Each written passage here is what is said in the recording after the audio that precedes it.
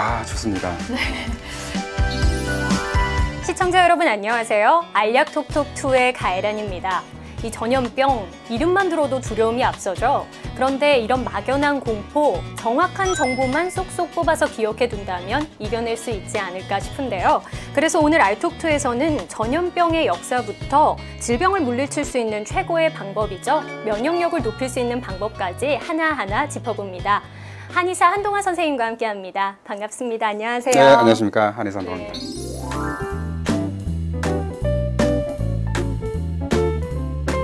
네, 선생님, 메르스도 그렇고 전염병 하면 우선 막연한 두려움부터 생기는 것 같은데요. 우선 전염병의 역사부터 좀 살펴볼까요? 이제 인간의 역사가 실제로 이제 굉장히 지구상에 산 역사는 많은데 근 한 1000년 정도 역사는요.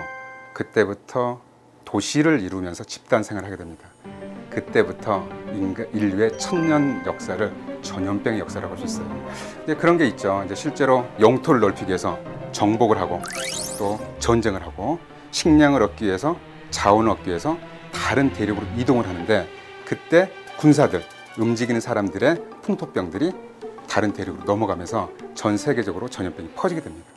원래는 자기가 살고 있는 지역에서 그 환경에 익숙하게 잘 생활을 하고 있었는데 사람들이 이동을 하면서 무방비 상태에서 전염병이 전해진 거라고 볼 수 있겠네요. 그렇죠. 대표적인 이제 아주 유명한 이제 역사적인 사건이 콜럼버스가 신대륙을 발견하잖아요. 그래서 많은 인디언 원주민들을 죽이게 되는데 실제로 유럽에서 넘어간 사람들의 총과 칼에 의해서 죽은 사람보다 매독이나 천연두에 의해서 죽은 원주민들이 더 많아요. 그러니까 이제 무역도 말씀드렸는데 14세기 흑사병으로 유럽 인구의 3분의 1이 죽습니다. 그거는 동양에서 실크로드를 따라서 무역을 하는데 그 실크로드 길을 따라서 전염병이 퍼지게 되는 거죠. 그래서 어떻게든 인간들이 지구상에서 이렇게 살아가는 동안에는 전염병이 번지지 않는 건 좀 이상하다고 볼 정도로 전염병은 자연스럽게 퍼지게 됩니다. 인간의 욕망의 역사와 전염병의 역사가 같이 하고 있다고 볼 수도 있을 듯한데요. 이 전염병 과거부터 1000년 동안 이어져 내려온 거잖아요. 과거에는 어떻게 대처하고 극복해 나갔었나요? 이제 전염병은 실제로 이제 전염이 된다는 걸 알고 있었어요. 그래서 실제로 그 아주 옛날부터도 격리를 시키는 게 굉장히 중요했습니다. 그런데 실제로 그 당시에 모든 사람들이 접촉이 된다 그래서 질병에 걸리는 게 아니었고 좋아지는 사람이, 회복되는 사람이 있었잖아요. 그렇죠. 그거는 바로 면역력의 차이예요. 면역력이 좋았던 사람들은 접촉이 됐음에도 불구하고 병에 걸리지 않고 또한 병에 걸렸어도 이렇게 사망하지 않고 잘 이겨냈던 상황이 됐었는데 면역력은 우리 인간의 생명을 유지시켜주는 힘이라고 볼 수 있는데요. 면역력은 적응력입니다. 그리고 질병이 생기지 않도록 하는 저항력, 항병력도 면역력이고요.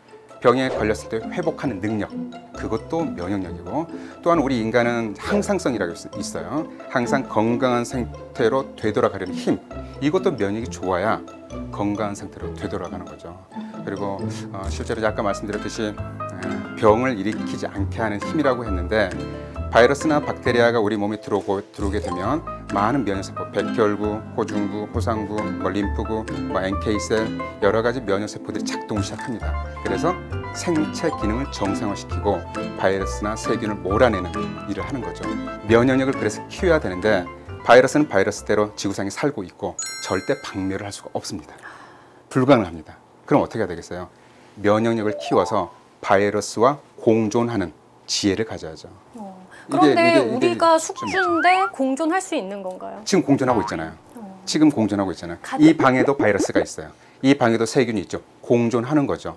이 면역력, 우리는 단순히 병에 걸리지 않는 것만 생각을 했는데 병을 치유하는 것도 면역력에 달려있는 만큼 이 면역력의 중요성, 아무리 강조해도 과함이 없을 것 같은데요.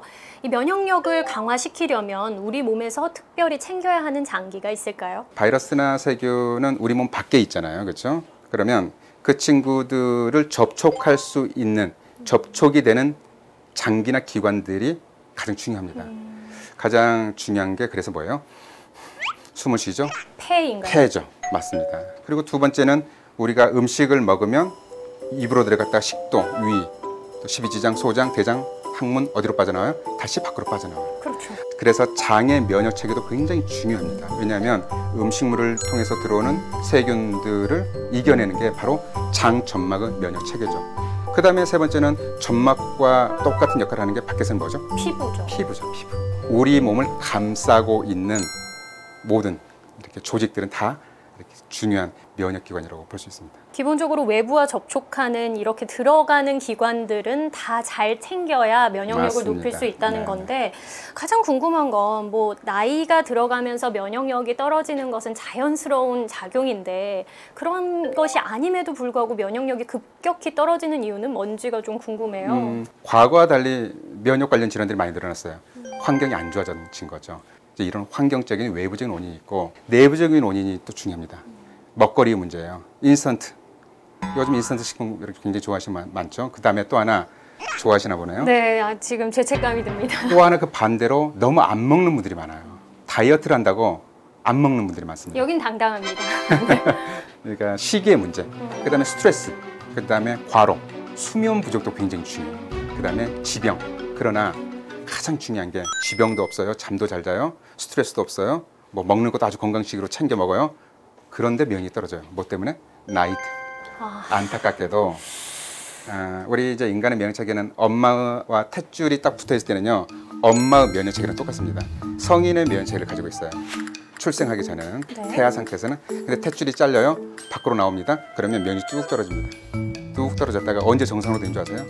성인은 면역력을 회복하는 나이가 12살입니다. 그래서 뚝 유지되다가 뚝 떨어지기 시작하는 문제점이 되는 나이가 45세입니다.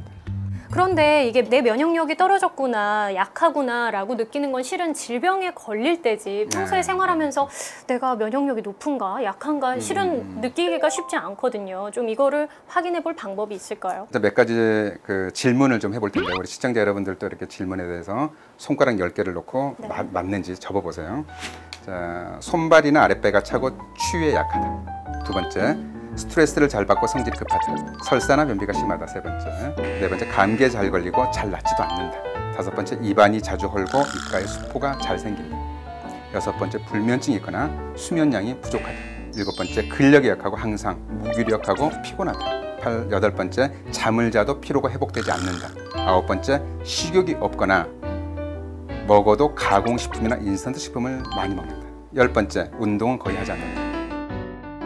5개에서 6개, 7개는 주의를 해야 되고요. 8개 이상이면 심각합니다. 저는 주의와 심각 사이에 있는 거네요. 네, 실제로 이제 예전에는 괜찮았는데 왜 갑자기 이런 증상이 생겼지? 그러면 내 면역력에 문제가 있구나 라고 생각하셔야 되고, 또 이 항목이 많이 걸리면 많이 걸릴수록 면역이 떨어져 있으니까 면역을 키우기 위해서 노력을 하셔야 됩니다. 그리고 정말 중요한 거는요, 이 항목이 지금은 6개, 7개, 8개일지라도 뭐 3개월 뒤에, 6개월 뒤에, 1년 뒤에 몸 관리를 잘하고 면역을 높이는 트레이닝 훈련을 잘 하시면 그 숫자가 분명히 줄어들 수 있어요. 그래서 저희가 준비했습니다. 후천적인 노력으로 얼마든지 높일 수 있는 면역력, 그 방법이 무엇인지 지금부터 그 비법을 하나하나 살펴볼 텐데요. 알면 약이 되는 면역력이 쑥쑥, 알약 쑥쑥에서 살펴보시죠.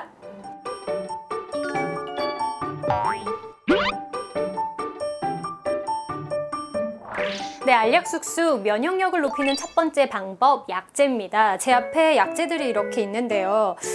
어떤 약재인지 좀 소개를 해주시죠. 일단 효과적으로 우리가 일상생활에서 쉽게 구할 수 있는 재료들로 면역을 키울 수 있는 좋은 재료들을 알려드리도록 하겠습니다. 네. 가장 먼저 여러분들에게 이렇게 말씀드리고 싶은 것은 바로 환기입니다. 환기. 선생님, 감기에 너무 잘 걸려요. 감기에 좀 안 걸리게 좀 해주세요 라고 했을 때 굉장히 제 1번으로 들어가는 약재가 바로 환기입니다. 감기에 효과가 있는 약재가 그렇죠, 환기인 그렇죠. 거죠. 감기를 예방하는 효과, 그러니까 감염으로부터 내 몸을 지켜주는 효과가 굉장히 뛰어나고요. 그 다음에 생강. 이건 저도 알겠네요. 생강. 생강도 굉장히 많은 연구가 진행이 됐어요. 항인플루엔자, 그러니까 인플루엔자 바이러스를 막아내는, 치료하는 효과가 굉장히 뛰어납니다. 그리고 독성은 없는 걸로. 그 다음에 계피. 계피는 바이러스가 우리 몸에 침입하는 것을 차단하는 효과가 굉장히 뛰어난 걸로 연구가 되어 있고요. 이거는 민들레예요. 한약재 이름으로는 포공영인데, 민들레도 굉장히 면역 체계를 안정시키는데, 염증을 치료하는 데 굉장히 많은 도움이 됩니다. 여러분들에게 오늘 특히 환기, 생강, 계피를 한꺼번에 섞어서 이름하여 환기 생강 계피차. 차로 그냥 마시면 되는 거예요? 그럼요. 그래서 간단하게 말씀드리면 환기를 24g 하루 용량으로 성인 용량으로 환기는 24g, 생강은 36g, 계피를 24g 이렇게 섞어서 그거를 물에 넣고 끓이는데요.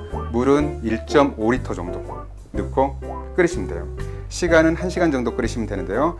팔팔팔 끓으면 불을 줄여서 약한 불로 서서해서 1시간 정도 하시면 충분하게 유효 성분이 빠져나오니까 졸여지면 그 남아있는 양을 하루 동안으로 나눠 드시면 돼요. 그렇게 해서 만든 환기 생강 계피차, 맛을 안 볼 수 없겠죠? 이게 너무 맛이 없으면 또 먹을 수가 없거든요. 한번 맛 볼까요?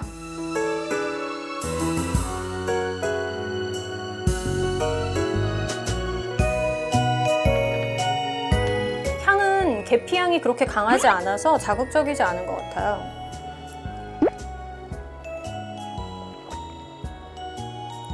조금 쓰긴 한데 그냥 연한 수정과 같은 그렇죠. 느낌인데 환기가 있어서 이렇게 달콤한 맛이 나는 건가요? 그렇죠. 환기가 달콤한 맛을 내고요. 실은 여기다가 약간 감초하고 대추를 조금 넣었어요.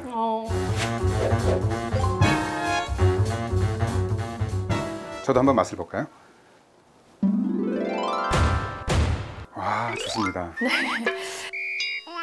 증상이 정말 심하시다면 바로 전문가를 찾아가시는 게 좋으시겠지만 내가 좀 예방을 하고 싶다, 면역력을 높이고 싶다라고 생각하신다면 이렇게 차로 드시면 큰 도움 받으실 수 있을 듯 합니다.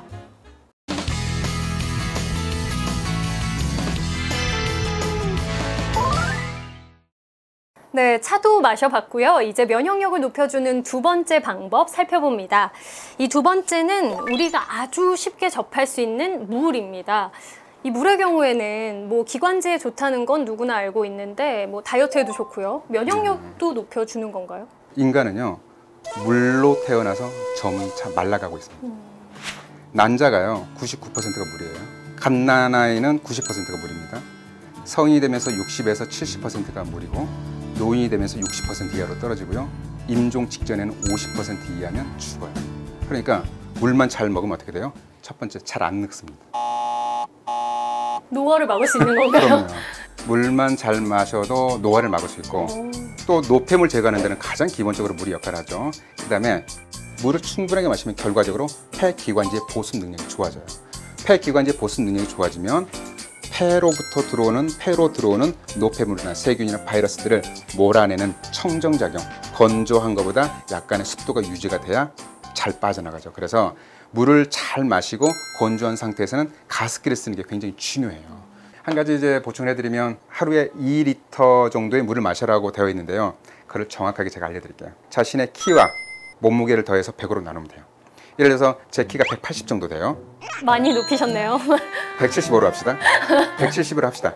제 키가 170입니다. 몸무게가 70kg예요. 네. 더하면 어떻게 되죠? 240입니다. 240. 100으로 나누면 2.4가 되죠. 네. 이 키의 이 체중은 2.4리터를 마시면 됩니다. 그런데 옛말에 형한, 음냉하면 상폐한다고 돼 있어요. 형한, 몸을 차게 하고 음냉, 찬 것을 너무 많이 먹으면 폐를 상한다.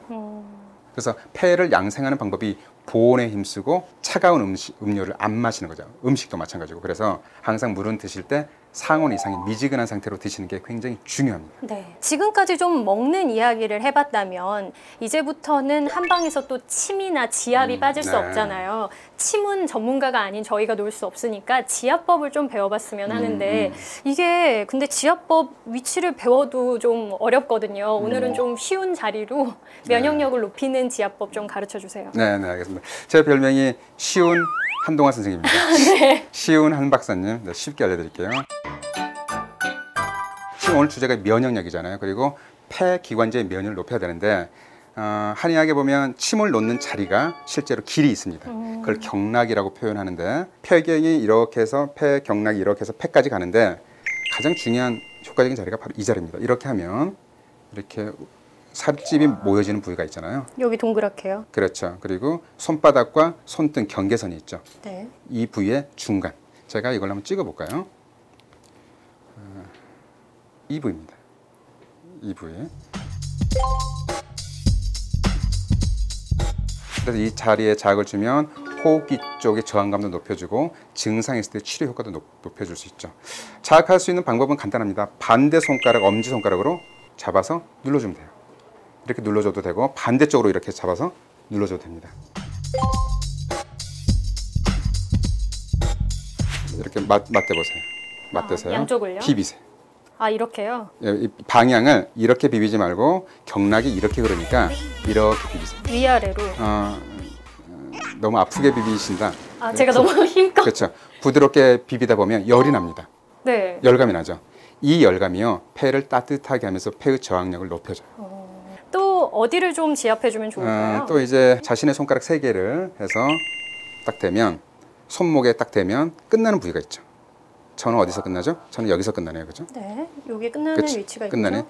이 부위가 내관이라는 혈자리인데, 내관. 이것도 이렇게 반대로, 반대 손으로 손목을 잡듯이 눌러주시는 거예요. 이 자리를 누르면요, 장을 누르는 것과 똑같습니다. 이 자리를 누르면요, 저의 심리적인 상태를 안정시켜주는, 그러니까 이거죠. 괜찮아, 진정해, 참아. 긴장을 풀어주고 이완을 시키면서 이렇게 진정을 시켜주기 때문에 이 자리는 부교감 신경을 활성화시켜주면서 결과적으로 면역력을 회복시켜주는 효과가 있는 거죠. 자, 혈자리 지압법까지 살펴봤는데요. 메르스는 물론이고요. 각종 전염병 때문에 걱정들 많이 하십니다. 그리고 전반적인 건강을 위해서도 면역력을 높이는 것 참 중요한데요. 많은 이야기 해주셨잖아요. 면역력을 높이는 법 다시 한번 좀 정리해 주시죠. 첫 번째 식보. 건강하게 잘만 먹어도 면역력이 좋아집니다. 두 번째 동보. 적절한 운동. 운동만 잘해도 면역력이 좋아집니다. 운동을 지속적으로 유산소 운동을 하면요, 체온이 높아지고 땀으로 식히고 이걸 계속 훈련을 하는 과정이 되는 거죠. 그래서 지속적으로 유산소 운동을 하는 것도 자율신경을 조절해서 적응력을 높여주고 적응력이 높아지면 면역력이 좋아지는 거죠. 마지막 신보. 긍정적으로 생각하는 자체도 면역력 키우는데 굉장히 중요합니다. 우리 몸에 스트레스를 유발하는 코티졸 호르몬 낮아지고 엔돌핀 같은 호르몬이 좋아지면서 또 NK 세포, 실제로 연구들이 굉장히 많이 되어 있습니다. 웃는 것 자체만으로도 면역력을 활성화시킨다는 연구가 굉장히 많이 되어 있고, 긍정적으로 이렇게 살게 하는데 가장 돈 안 들고 쉬운 게 바로 웃는 겁니다. 네, 억지로 하는 것은 좋지 않다고 하지만 웃는 것만큼은 억지로라도 꼭 하셔야겠습니다. 한동안 선생님과 함께 면역력에 대해서 이야기 나눠봤는데요. 삼보, 식보, 동보, 신보. 이 3보 꼭 기억하셔서 건강 챙기시기 바랍니다. 알약톡톡 오늘은 여기까지고요. 다음 주에 뵙겠습니다. 감사합니다. 수고하셨습니다. 네.